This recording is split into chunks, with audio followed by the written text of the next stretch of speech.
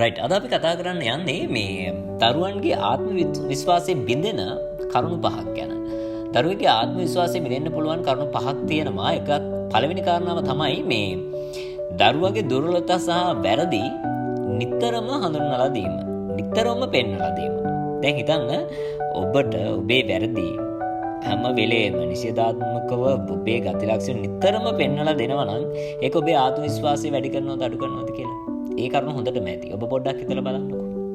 ඊළඟට දෙවෙනි කාරණාව තමයි ඔබේ දරුවගේ වැරදි වලට නිතරම දඬුවම් කිරීම. දැන් දරුවෙක් සංවර්ධනය වෙන අවධියේදී වැරදි කොහොමත් ඔවුන්ගේ අතින් සිද්ධ වෙනවා. ඒ වගේම තමයි මේ ඔවුන්ට දඬුවම් කිරීම, ඒ වගේම ඔවුන් ළඟ දැඩි ලෙස හැසිරීම එහෙම වුණොත් මේ දරුවන් ඒ දඬුවමට තියෙන බය නිසා ඔවුන් අලුත් දේවල් අත්හදා බලන්න අකමැති වෙනවා. මතක තියාගන්න වැරදීම් කියන්නේ ජීවිතයේ කොටසක්. ඒ කියන්නේ වැරදීම් කියන දේවල් වෙනවා. කොහොමද කුඩා කාලේදී ළමා වියේදී සිදුවෙන වැරදීම් දරුවන්ට හරි දේ ඉගෙන ගන්න ඉඩ සලස්වනවා. ඒක තමයි දෙවෙනි කාරණාව. ඒ කියන්නේ ඔබගේ දරුවා වැරදි වලට ඔබේ දරුවාගේ වැරදි වලට නිතරම දඬුවම් කිරීම. තුන්වෙනි කාරණාව දරුවන් විසින් කළ යුතු සෑම වැඩක්ම ඔවුන් වෙනුවෙන් ඔබ කිරීම. ඒ කියන්නේ දරුවන් කරන්න ඕනි දේවල් ඔබ කරනවානේ. කල්පනා කරලා බලන්න දරුවන් කරන්න ඕනි දේවල් මොනවද කියලා. මේ දරුවා හැම කුඩා දෙයක්ම දරුවාගේ හැම කුඩා දෙයක්ම ඔබ කරොත් එහෙම ඔවුන් සම්පූර්ණයෙන්ම ඔබ මත යැපෙන්නෙක් වෙනවා. ඒ වගේම තමයි මේ ඔවුන් Taman වෙනුවෙන් Tamanගේ වයසට ගැලපෙන දේවල් කිරීම පවා මේ විශ්වාසයක් ඇති කරගන්නේ Taman. ඒ කියන්නේ Taman කරන්න ඕනි, Tamanගේ අතින් වෙන්න ඕනි දේවල් වලට පවා විශ්වාසයක් ඔහු ළඟ ගොඩ නැගෙන්නේ නැහැ. එතකොට ඔබ කරනකොට ඔහුට ඒක ගාණක් නැතුව යනවා. ඒ නිසා ඒකත් දරුවාගේ ආත්ම විශ්වාසය ගොඩ නැගෙන්න ඕනි කාරණාවක්. ඒ කියන්නේ දරුවා විසින් කළ යුතු දේවල් දරුවාටම කරන්න දෙන්න. මතක තබා ගන්න සමහර අවස්ථාවල දරුවන්ට ඔවුන්ගේ ගැටලු විසඳා ගැනීමට සහ ඒවා තුළින් ඉගෙන ගන්නත් ඉඩදීම වැදගත් වෙනවා.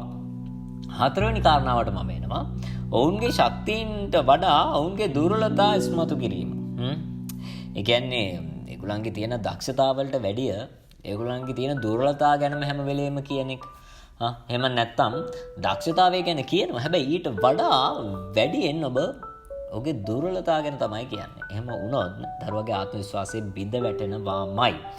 දරුවන්ගේ දුර්වලතා ගැන පෙන්වලා දෙන්න ඊට කලින් ඔවුන්ගේ ශක්තියින් ගැන පෙන්වලා දෙන්න. නැත්තම් ඔවුන් Tamanගේ මේ ශක්තිය අමතක කරලා විශ්වාසය නැති කරගනීවි කියලා ඔන්න පෙන්වලා දෙන්න පුළුවන්. පස්වෙනි එක ඔවුන්ට වැඩිය දරුවන් විවේචනය කිරීම සහ පරුෂ වචන භාවිතා කිරීම. පරුෂ වචන භාවිතා කිරීම. වාහරි කම්මැලි. වාට කිසි දෙයක් හරියට කරගන්න බෑ. ඔයා කිසිම දවසක හැදෙන නමෙක් නම් නෙවෙයි. ඔබ මෙන්න මේ කාරණා කියනවද? මේ ආකාරයෙන් වචන කීමෙන් වෙන්නේ විශේෂයෙන්ම දෙමාපියකින් පිට වෙන එවැනි වචන දරුවාගේ ආත්ම අභිමානය සම්පූර්ණයෙන්ම විනාශ කරනවා.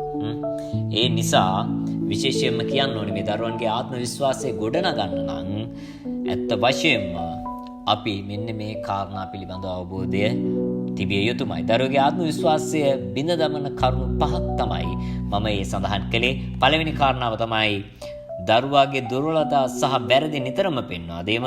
ඒ වගේම තමයි දරුවාගේ වැරදි වලට නිතරම දඬුවම් කිරීම. ඒ වගේම දරුවා විසින් කරන්න ඕන දේවල් ඔවුන් වෙනුවෙන් ඔබ කිරීමත් ආත්ම විශ්වාසය බිඳ වැටෙන්න හේතුවක් වෙනවා. ඒ වගේම ඔවුන්ගේ ශක්තියින් වලට වැඩි ඔවුන්ගේ දුර්වලතා පෙන්වා දීමත් එක කාරණාවක්. ඒ වගේම තමයි ඕනට වැඩිය දරුවාව විවේචනය කිරීම සහ පරුෂ වචනය භාවිතා කිරීම. රයිට්.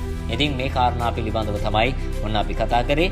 ඉතින් දරුවෙක් ගැන දරුවෙක්ගේ ආත්ම විශ්වාසය ගොඩනගන්න නම් මේ කාරණා පිළිබඳව අවබෝධයෙන් ඉන්න. ස්තුතියි.